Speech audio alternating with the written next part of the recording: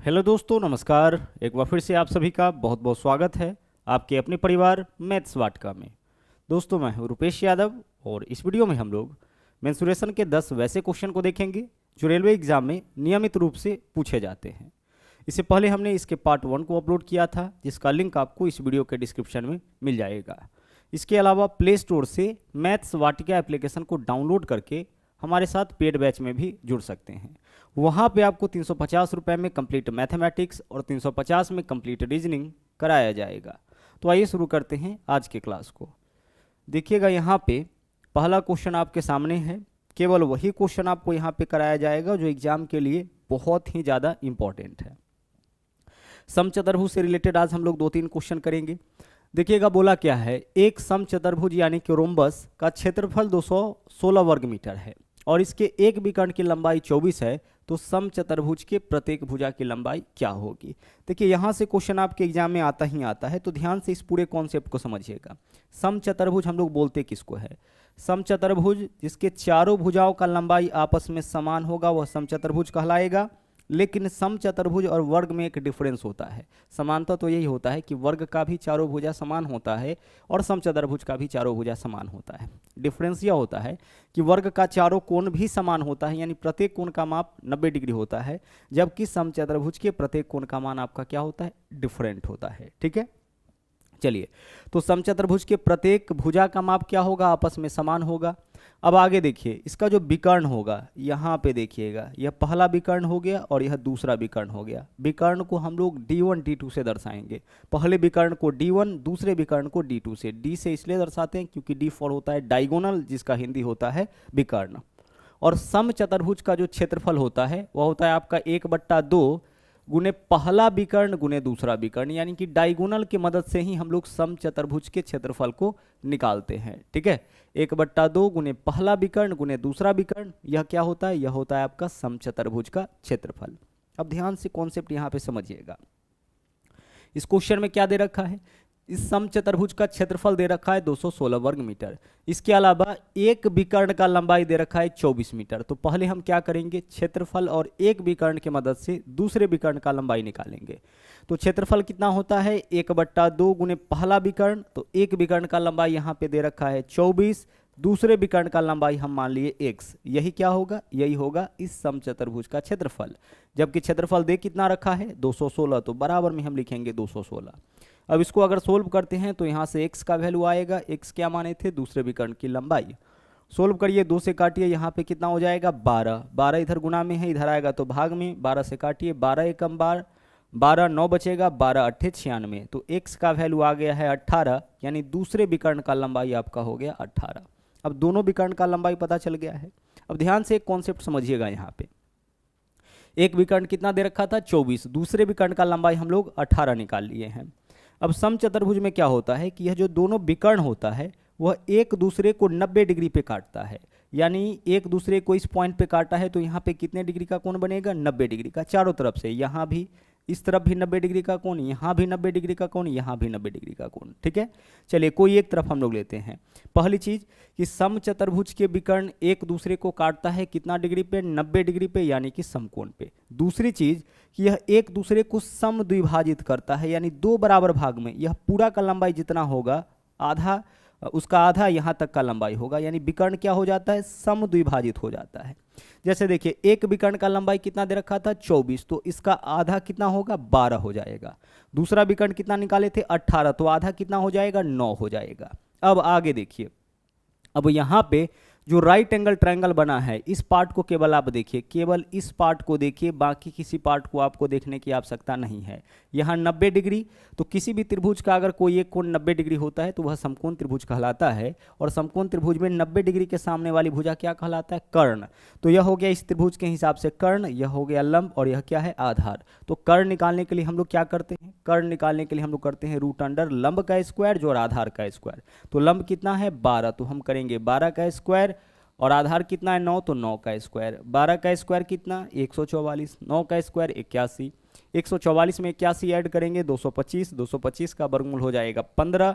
15 किसका वैल्यू आया है, 15 इसका वैल्यू आया है, ठीक है, 15 इस भुजा का वैल्यू आया है, और यह क्या है, समचतुर्भुज के प्रत्येक भुजा का माप।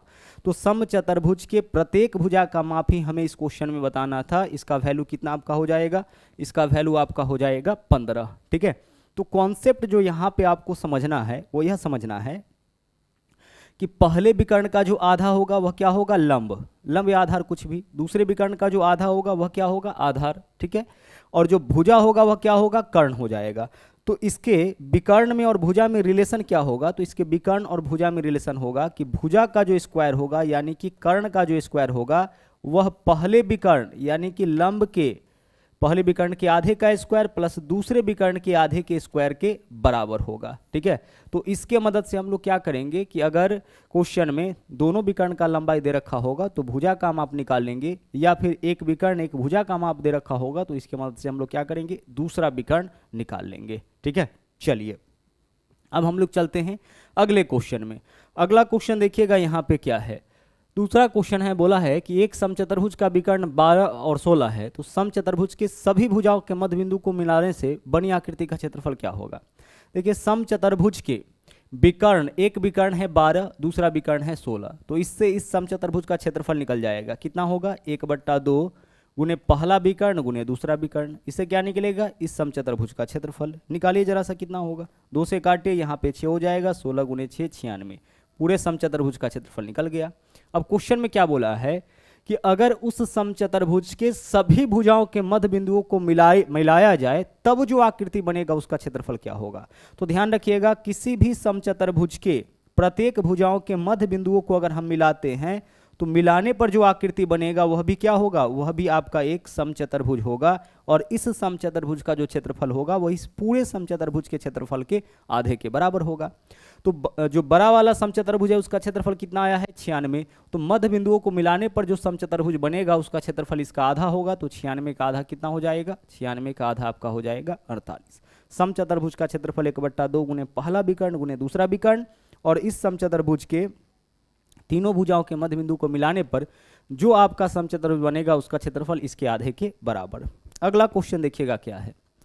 बोला है कि 12 सेंटीमीटर और 8 सेंटीमीटर भुजा वाले एक आयत से एक समचतुर्भुज बनाया गया, ठीक है। ध्यान से समझिएगा, इन 3 टाइप से समचतुर्भुज से रिलेटेड क्वेश्चन आपका पूछा जाता है। 12 सेंटीमीटर और 8 सेंटीमीटर भुजा वाले आयत से एक समचतुर्भुज बनाया गया है। अब आयत से समचतुर्भुज बनाया गया है, इसका मतलब यह है कि आयत देख लीजिए इस तरीके से होगा। अब इस आयत से समचतुर्भुज बनाया गया है, इसका मतलब यह है कि इसको बनाने के लिए जितने तार का उपयोग किया गया होगा इसको बनाने के लिए भी उतने ही तार का उपयोग किया जाएगा। कहने का मतलब कि इस दोनों का जो परिधि होगा वह आपका समान हो जाएगा।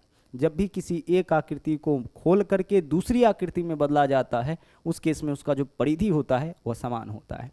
तो आयत का परिधि क्या होता है, 2 इंटू लंबाई प्लस चौड़ाई, यही तो होता है।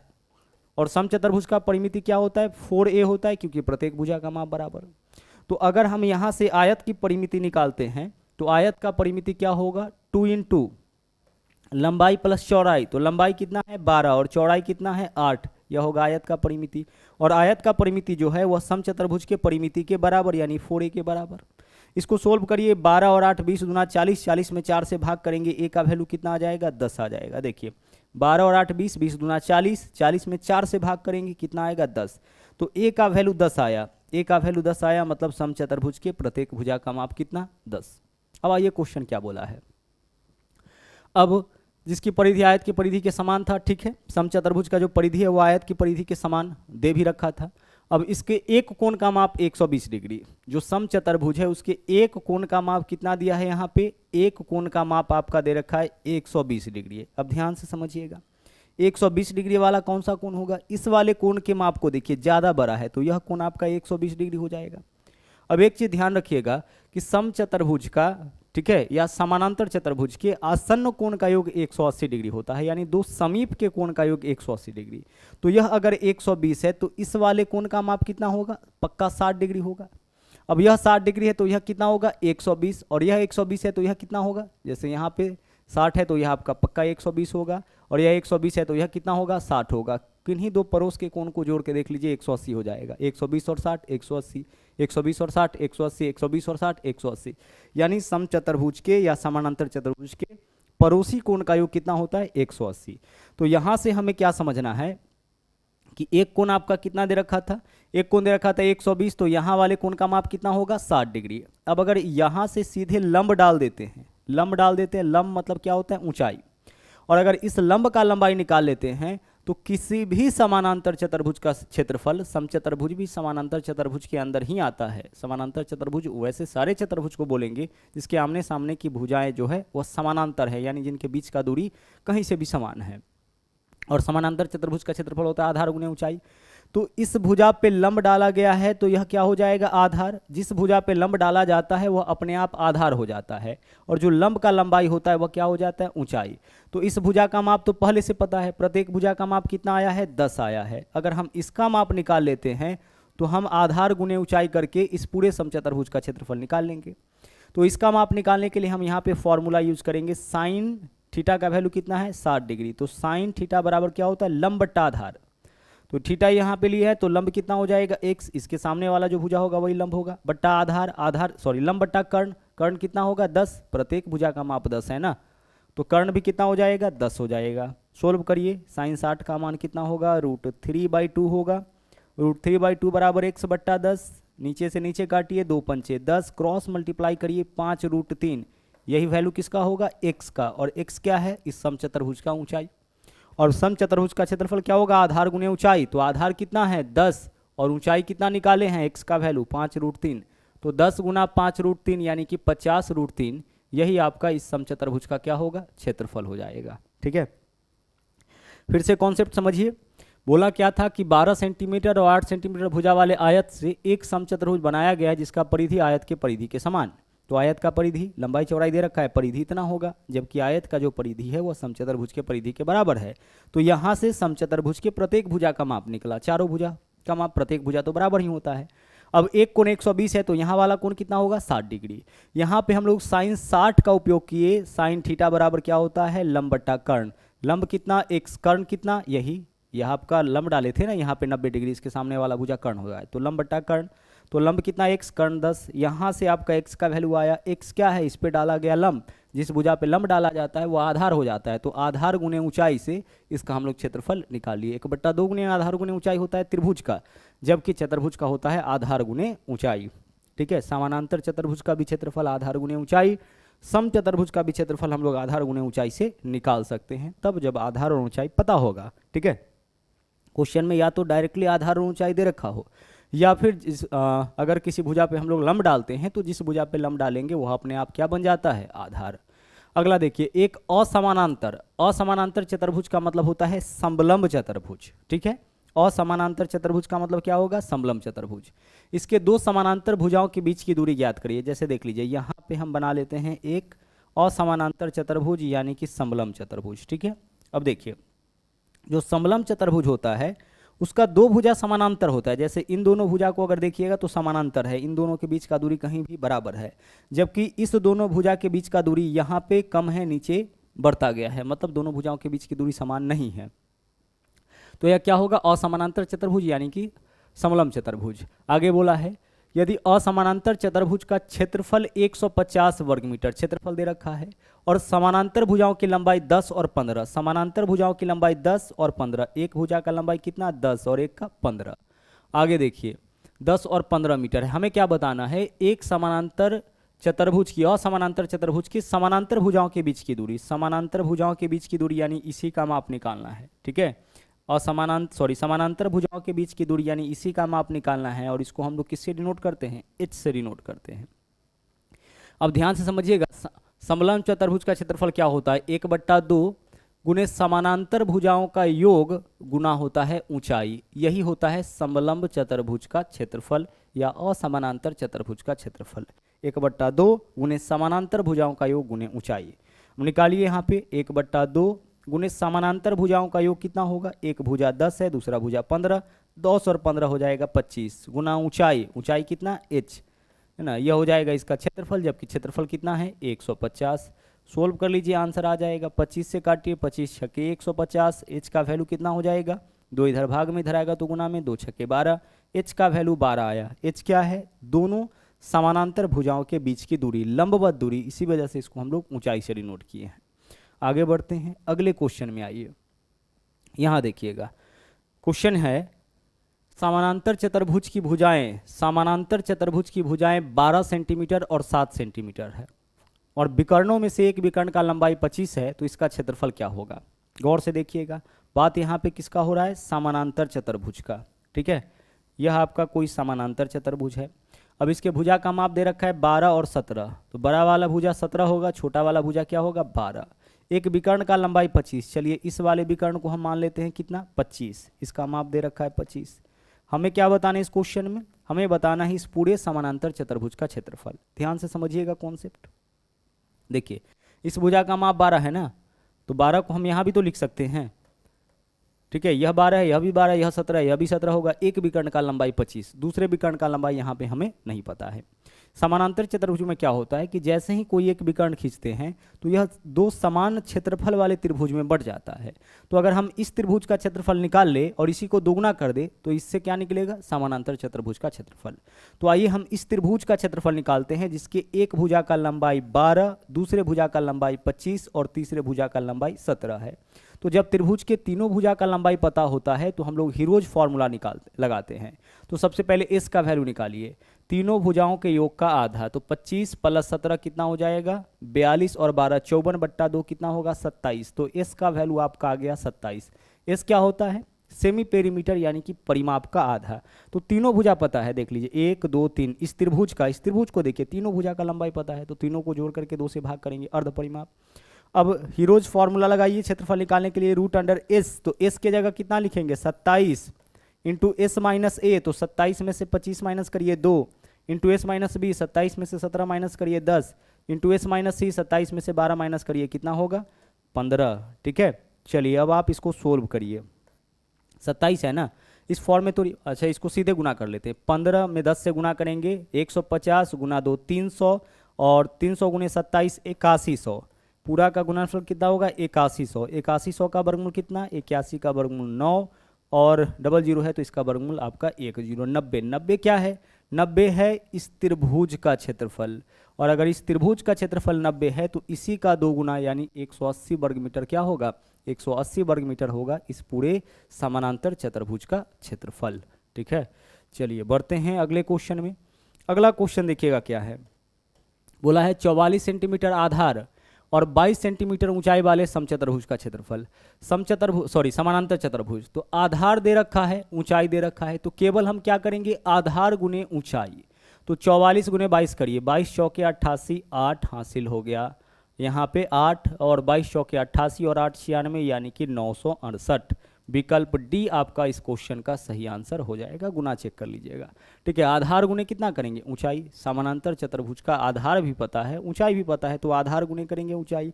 त्रिभुज के लिए 1/2 गुने आधार गुने ऊंचाई, लेकिन चतुर्भुज है तो सीधे आधार गुने ऊंचाई करेंगे। ठीक है, चलिए अगले क्वेश्चन में आइए।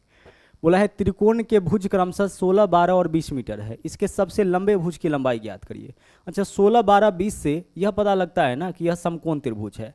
अगर नहीं पता चल रहा है तो इसको आप छोटे फॉर्म में कन्वर्ट करिए, 16, 12 और 20 अनुपात निकाल के देखिए, तो काटिए, अगर वैल्यू कटने वाला अनुपात में वैल्यू कटता है तो काटते हैं। 4 से 4 चौके 16, 4 तिया 12 और 4 पंचे 20, 3 4 5 समकोण त्रिभुज बनाएगा, क्योंकि देखिए दोनों छोटी भुजाओं के वर्गों का योग बड़ी भुजा के वर्ग के बराबर। तो अगर इससे पता नहीं चलेगा तो इसका अनुपात निकालिएगा, अनुपात से आपका पता लग जाएगा कि यह एक समकोण त्रिभुज है।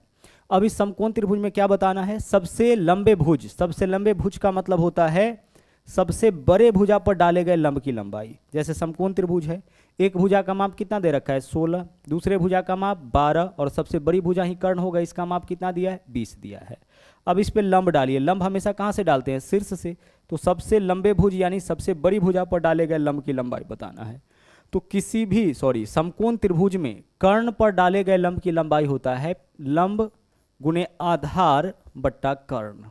इस फॉर्मूला को आपको ध्यान रखना पड़ेगा। समकोण त्रिभुज में कर्ण पर डाले गए भुज की लंबाई यानी लंब की लंबाई क्या होता है लंब गुने आधार बट्टा कर्ण।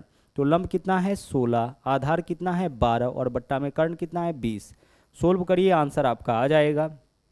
2 से काटेंगे यहाँ पे 10 हो जाएगा, 2 से काटेंगे 8 होगा, 12 अठे 96/10, 96 में 10 से भाग करेंगे यानी एक अंक के बाद दशमलव, तो 9.6 मीटर। यही हो जाएगा आपका सबसे लंबे भुज की लंबाई। सबसे लंबे भुज कहने का मतलब कर्ण पर डाले गए लंब की लंबाई। यह एक समकोण त्रिभुज है, इसके भुजाओं के माप से यह क्लियर हुआ। आगे देखिए, बोला है 2 समान त्रिभुज यानी समरूप त्रिभुज के समरूप भुजाओं में 2:3 का अनुपात है, तो ऊंचाइयों का क्या अनुपात होगा। देखिए, समरूप त्रिभुज के भुजाओं में अगर 2:3 का अनुपात है तो इसके ऊंचाई का भी यही अनुपात होगा। ठीक है, तीनों संगत भुजा का, 2 त्रिभुज अगर समरूप है, यहाँ समान कहने का मतलब समरूप है, ठीक है, भुजा अलग अलग है ना, तो 2 त्रिभुज अगर समरूप है इसका मतलब है कि उसके संगत भुजा का अनुपात, संगत ऊंचाई का अनुपात, संगत माध्यिका का अनुपात सब आपका सेम होगा।